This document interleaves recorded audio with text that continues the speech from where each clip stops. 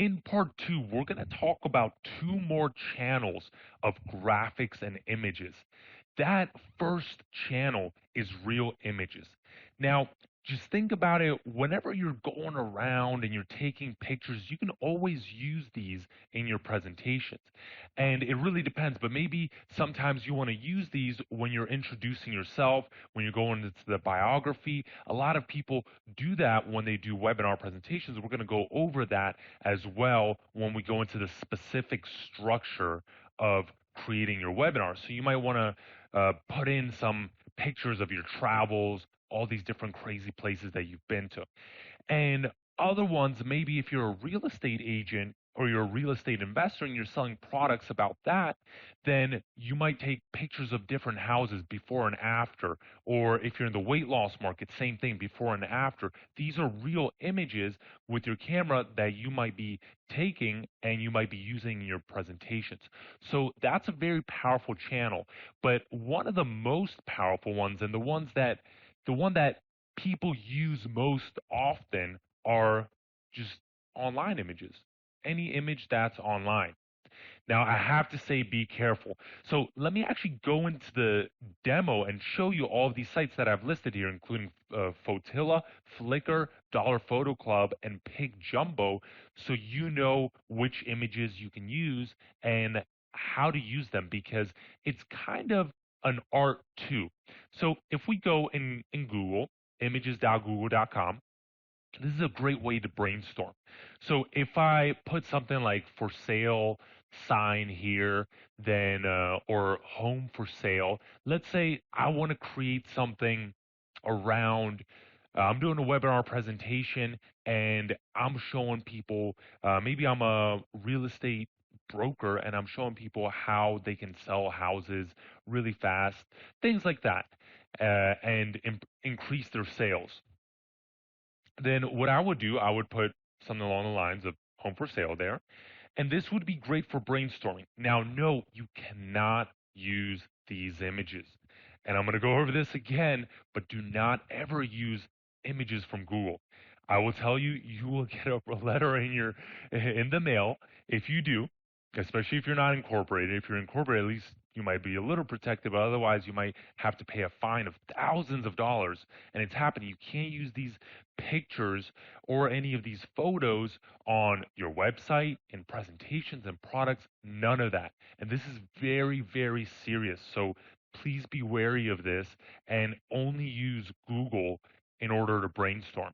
So what I do right after that is I open up a text document and I start putting down ideas for keywords that I'm going to use.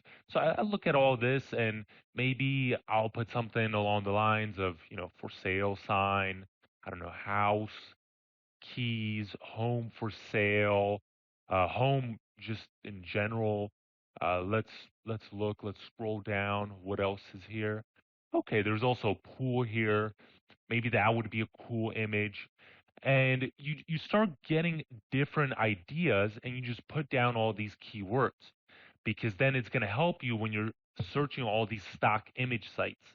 So, yeah, putting down pool, apartment, foreclosure, if you're doing something around that, property, mailbox, maybe even kitchen, I don't know, sold, home for sale, sold, and keywords such as that. And now this is a really good base when we're going to search these other sites. So let's now go and we're going to Flickr. And Flickr is a great place where people upload different pictures that they take, and oftentimes you can use them. Sometimes you can't. But the way you do it, all right, I'm going to put here, and I already did, for sale sign, and I do a search. Now, when you do this, make sure under this license thing right here, click and make sure you select commercial use allowed. Because if you don't, then you might not be able to use that image and you might get into trouble for it. But if you have that license there, all you have to do is include a citation. I'll show you exactly how to do that. So I'll scroll down. Let's see. Sometimes, these images obviously compared to Google, they're not as good, right? But you might find a diamond in the rough, and these are images that you can actually use. So let's say I like this one. right here. It's some random image some person took. How would I actually use this? This is also important because you can't just right click on it. That's not the best way to do it. Click right here in the right bottom corner, download this photo, and go click view all sizes. And once you click that, you can then select here if the original one is big enough, then you could use that one. And the way you decide is you got to think about your resolution, right? Mine is about 1920 times 1080. Your resolution will probably be higher than 1366. It really depends, but really think about that. You might have to crop it, so you want to make sure you have a good resolution picture. Otherwise, it just looks very sloppy. And this original one obviously is big enough, so I can just download this one. Great. You know, what I would do is just right click then and download it, save image as, or drag and drop it into the PowerPoint presentation and use that one. Now, you do have to cite it. So I'll show you exactly how to do that, but make sure you grab this link up here and you're going to cite it at the end of your webinar presentation just to make sure that it's there or right underneath the picture. It really depends on how you want to do it. Let's go to Photilla.com, and this is another great place that you can use in order to find stock images. Now, the difference is these aren't for free. So you're going to actually have to pay for them. But I'll put the same thing there, you know, like home for sale or for sale sign. Let's put something along those lines, and let's see what we come up with. And I already did the search, so let me just show you. You might come up with something along these lines, and you'll see all of these homes for sale here. And if you don't like any of them, then just use different keywords, right? So you could use for sale sign instead. And like I said, I conducted this before and I like this one. So I'll click this one and this one's all right. This one's okay. Now, how do I choose? There's all these options, and I'm going to start getting confused and I don't know which one to choose. Once again, think about your resolution. So you might want to go with the M, standard M, that should be okay for you to use in your PowerPoint presentation. Now, what are these credits and what is this price? So usually one credit is about $1 per credit. That's an approximation. It's a little more. Fortilla keeps on changing its pricing, and it also depends on your IP address. Sometimes it's actually a little more expensive if you're from Europe because they quote you in euros and they don't do an exact conversion rate. They'll actually just give you the same price, but just in euros, or in the UK. But that's what you want to use. Now, if you're using it in a product, like let's say you're creating some type of template with these images, maybe you're creating a website template that you're going to resell, then you need the extended X. All right. If you're just using it in a presentation, you don't need the extended license. But if you are going to resell it in a final product, you can't actually resell the picture, but you can resell it as a part of a product. You need the extended X license, which is 20 credits. So it's a little more than $20. And what's another thing that you can do? If you're working with an outsourcer, then I highly recommend that they use right here. It's called download comp image. And what that allows you to do is you can download it.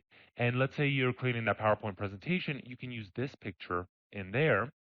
And then you can't use it. It's illegal to use it if you don't buy it later on in the final product, the final production. But if an outsourcer or a team member is working on it, then you could just tell them, hey, find all these, put them in the PowerPoint, and then you just sign off on it, and they go buy it right before the final production happens. All right.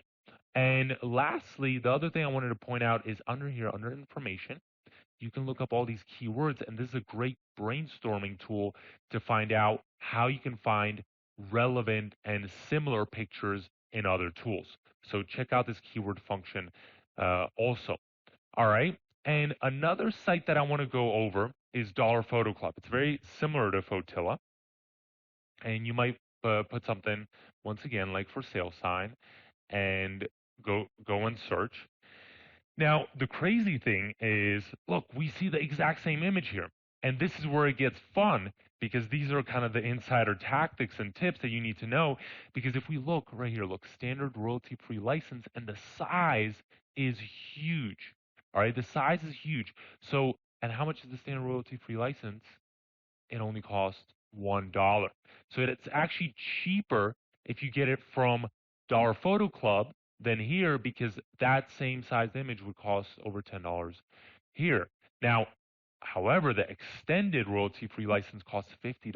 So that one is better if you use Fotilla.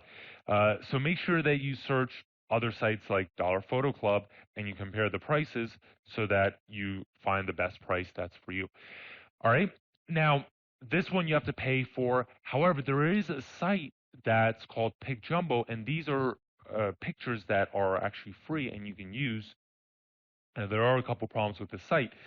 Once again, just like Flickr, the the quality might not be as good as if you search those stock images.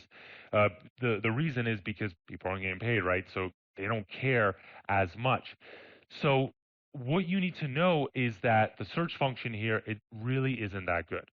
All right, because look, like if I put for sale sign here, then it's gonna come up with all these things and they might not be as relevant.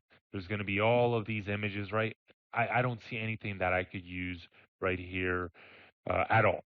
However, if I go right here to roads, then I could just go through the site, pick out images, and this is what I recommend. I recommend you create a folder on your hard drive and just save, go through the site, take an hour, go through the site, and take pictures that you think you'll be able to use later, that you really like, that you might be able to use in your PowerPoint presentation.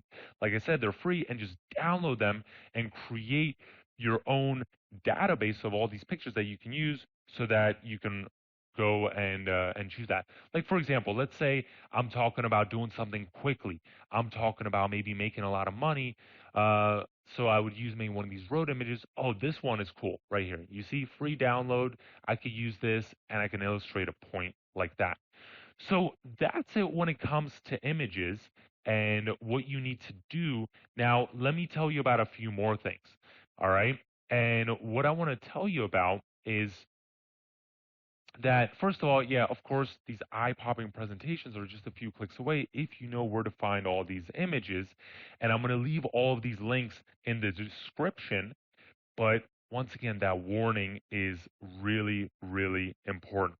So let me actually tell you a little bit more about that because you can be fined if you use images illegally, if you don't have that proper licensing. If you go to Google and just grab images and steal them, you might not even know that you're stealing them. You might get a letter in the mail, and this has happened to people. It happens all over and over again. Just check it out, do a search. Don't steal images. Make sure you have the proper licensing, just like I showed you how to do it. And the way to do it, you'll see at the end of this course. I'm going to also include one of these slides, and I just in the appendix list all the sources and the image citations, which is just the URLs. So that wraps it up, and now you have the tools in order to get all these good graphics and all these images to make your PowerPoints pop.